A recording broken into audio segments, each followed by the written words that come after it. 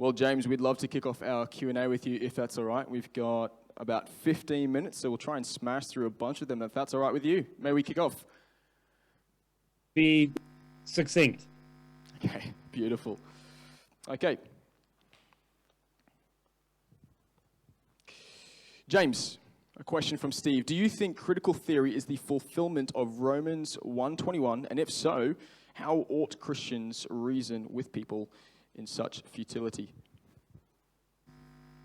Well, any modern system of thought, I suppose, could fall into that. There is certainly a reality of futility. We do need to recognize it as being a part of rebellion against God. In all situations, we're dependent upon the work of the Spirit. But in this situation, a person thinking in these categories cannot do so consistently. They won't live consistently with it. And so, since they're made in the image of God, that's where our connecting point is with them. And so you look for that inconsistency. They may not seem to care, but that's where we have to simply ask that the Spirit of God would press upon them. And honestly, what I've said in some situations is I've just been bold enough to say is I call you to something higher than the muddled, inconsistent thinking you're presenting to me. You can't live by your standard and then say, I have to live by another standard. We're both made in the image of God. There has to be one standard. And if there is a day of judgment coming, and there is, and you in your quieter moments know there is, then we will both have the same standard. And we need to start recognizing that now. So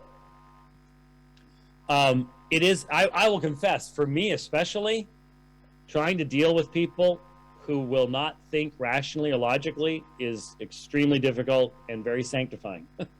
But given the nature of critical theory, focus in upon the fact that they are made in the image of God. And only the Spirit of God can then press that on. Beautiful. Thank you. Next question. What does it look like to address the progressive secular movements of LGBT, CRT, and BLM with grace? Well, hopefully the questioner is allowing us to define with grace biblically rather than from the world's perspective, because it seems like the world has a very, very different definition of what that means. For a believer, we always have to recognize that we ourselves have been redeemed, that we ourselves could be subject to all sorts of deceptions outside of the grace of God. And so the problem is our world has a real hard time discerning between a boldness that comes from knowing that the tomb is empty and the kind of boldness that sometimes you see in the stands of a football stadium. They confuse the two. And we, I think, have to especially be aware of the necessity of keeping a balance, and that there are people on the other side who will use our desire to be consistent and our desire to be gracious as a door to push us toward compromise. And I see that happening a lot. We need to be bold in the claims of Christ. We need to be bold because the LGBTQ movement is destructive of human flourishing. It's destructive of human lives. And our society says you can't say that. And the reason they say you can't say it is because they don't have any response to it. So the only argument they can have is to silence you. And so Jesus did not for a moment hesitate to speak the truth when it needed to be spoken.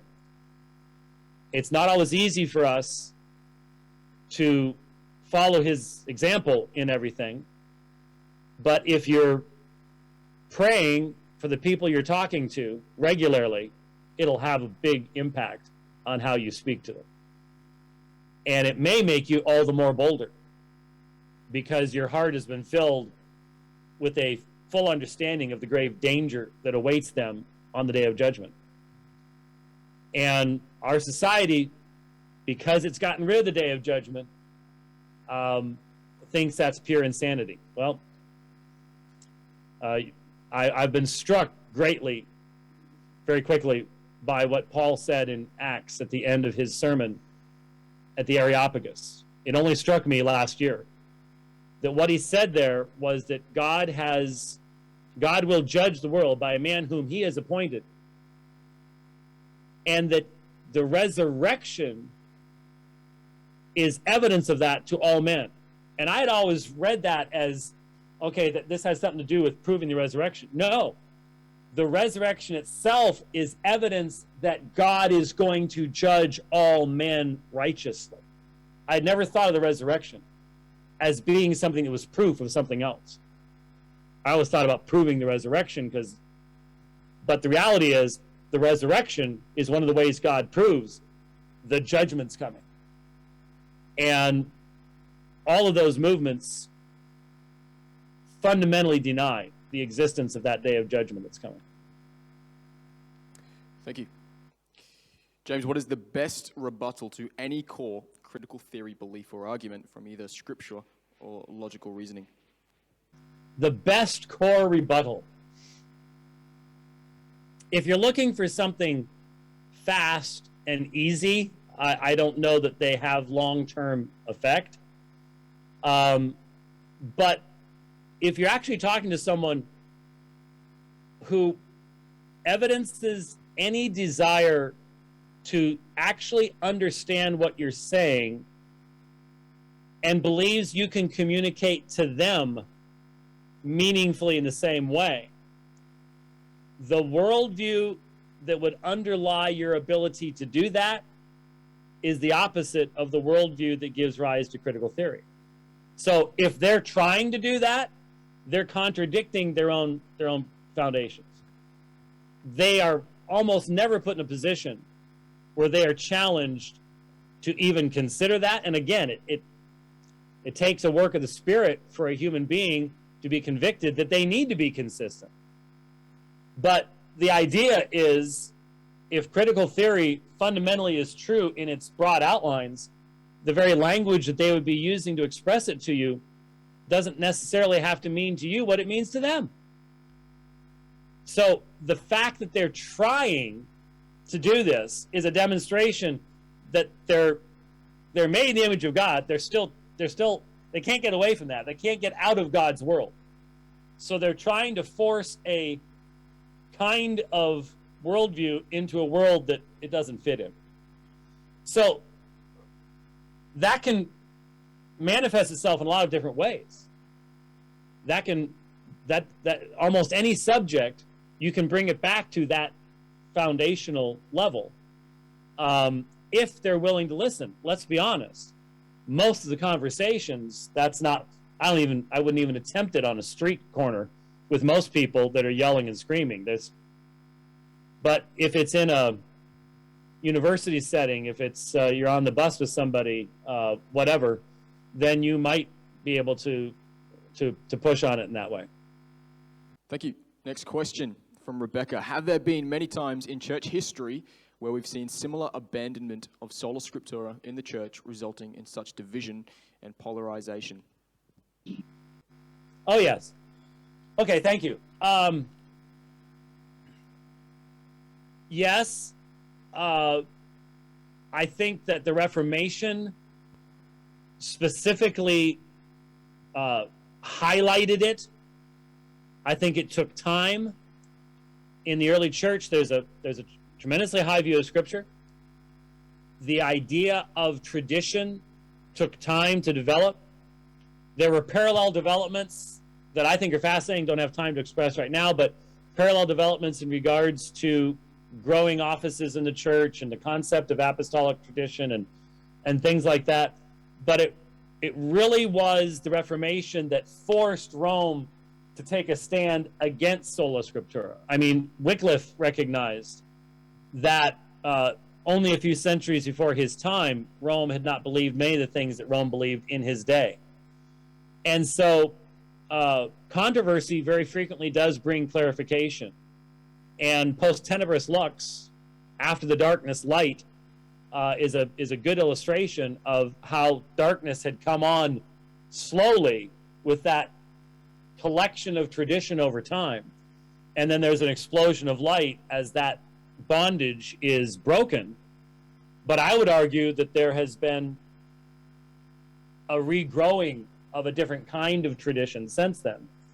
And now I pray for an explosion, a post-tenebris lux moment, where there will be an explosion amongst the people of God of a serious, functional, daily recognition that God has truly spoken, and that we will be, and only the Spirit of God can bring this kind of revival in our hearts, but that we will be truly amazed at the beauty and consistency of His Word and the promises contained therein, so that we can live consistently with that as we proclaim the message to the world.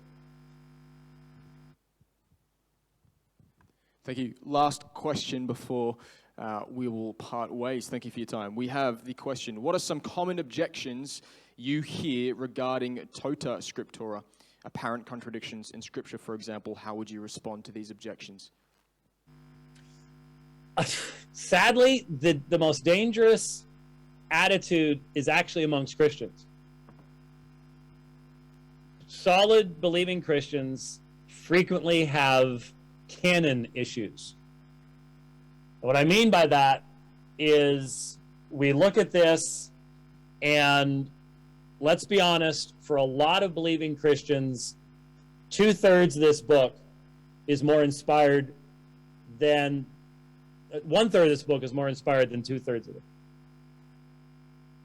And the easy way of me proving this is just simply ask how many Christians spend almost any time whatsoever outside of the New Testament. If they're in the Old Testament, are they any place but the Psalms and maybe some stories in the Pentateuch? How much time do we spend in the prophets, minor prophets? I mean, first time I read through the Bible was because I read a Jack Chick tract where he told the story about what if you go to heaven and you run into Habakkuk, and Habakkuk walks up to you and says, "What did you think of my book?" I hadn't read Habakkuk yet, so I read it that night. Didn't really know anything about it, but I read it, and then realized, what if I run into Zephaniah? So that's why I read the whole Bible through as a teenager. But that reflects the fact that the real problem with Tota scriptura for most Christians is that we have a inappropriate understanding of the relationship of the two testaments, and the fact that all Scripture is theopneustos, not just some. So Tota scriptura is simply the emphasis on our part of, if you believe it's all theopneustos, then it's all theopneustos. Another manifestation of that is hyper red letterism, where if it's in red, it's more inspired than if it's in black. No, it's not. The same Son is the author of all of it. So Tota is just simply saying you have to listen to all of it. You have to take all of it in balanced and proper way, because you can affirm it's theopneustos, but if you don't listen to all of it, you're not listening to all that God has said.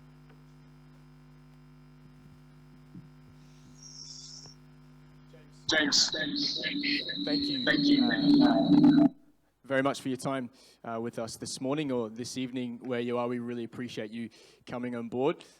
If you want to give everybody a wave behind, I'll get out of the way. Thank you, guys. He can see you if you want to give him a round of applause. He says, thank you, have a good day, bless you all, and knock your socks off, which is an American thing. No worries. Thank you, James. See you later.